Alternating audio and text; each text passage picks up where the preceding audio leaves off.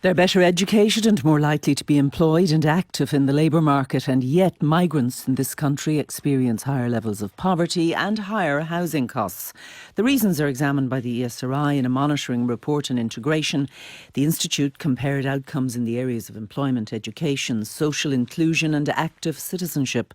The report co-author and senior policy officer at the ESRI, Ciara Murphy, is here to tell us more. Ciara, you're very welcome.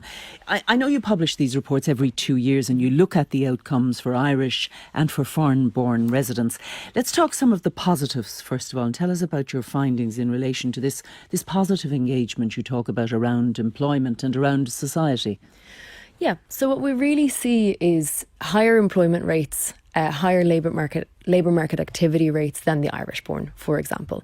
And that's, a relatively standard finding, and it's changed a little bit over time. What we see is that migrants are more affected by shocks. So employment went down more for migrants during the COVID-19 pandemic, but it's now recovered to above the pandemic levels and to above the Irish level as well. So, really, and it's not surprising because a lot of people migrate for work. It's one of the main reasons for migration. They're highly educated, aren't they? And yet they are struggling to find an employment that's commensurate maybe with that level of qualification that they hold. Yeah, that seems to be what the findings indicate. So the migrant population in Ireland is particularly highly educated. So we're talking about 59% of migrants of working age have a third level degree versus 42% of Irish. And if you look at certain subgroups like people from Asia, that turns to 79%. So really, really high levels of third level education. There's quite selective migration to Ireland. So, people coming in on critical skills permits, that traditionally is a lot of how people come from outside the EU. But then, yes, we're seeing these, on the other side, really high housing affordability issues and higher poverty rates, in particular for the non-EU group. So when you look at housing affordability, 37% of migrants in general, so anyone born abroad, pay more than 30% of their income on housing costs. And that's compared with 9% of Irish. But when you look then at the non-EU group, 50% of them are paying more than 30% of their income on housing costs. And when you look at risk of poverty after housing, and this basically looks at, okay, it's one thing if someone is paying a lot of a high salary on housing, but are they then left with very little money afterwards? 38% of migrants fall into that category versus 19% of Irish people. And for the non-EU, it's 45%. So you're talking about almost half of migrants being at risk of poverty after their housing costs. So housing really pushing people into income poverty. And Ciara, can we talk about the whys of this? For example, why, with this level of qualification, are they not able, in many cases, to get the employment that is equal to the qualification they have?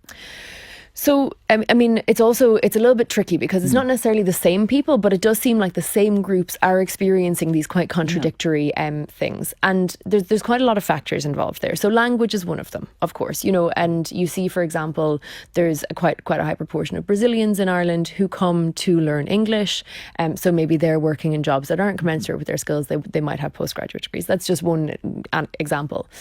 So language is one. Recognition of foreign qualifications is another that's been flagged kind of repeatedly in this work, and frameworks around that. Discrimination, of course, is another one. So there's a lot of stories, and the sectors people work in as well might also be part of the picture. And then the higher housing costs. What's the why around that? So the very clear why is exposure to the rental sector. So when you look at these statistics on the rental sector, they're much, much, much more likely to be in the rental sector. So you're talking about 57% of migrants in the rental sector versus 14% of Irish, and they are much less likely to own their own homes or to be in social housing. So in the surveys, 77% of Irish people own their own homes and only 37% of migrants. Do they pay more though for housing, for rental or for buying than an Irish person, an Irish-born person would? It seems so. So the housing affordability factors would indicate that it is. So you're talking about very high exposure to a rental sector that has affordability issues, and they seem to be paying more for the housing as well. Are they being exploited?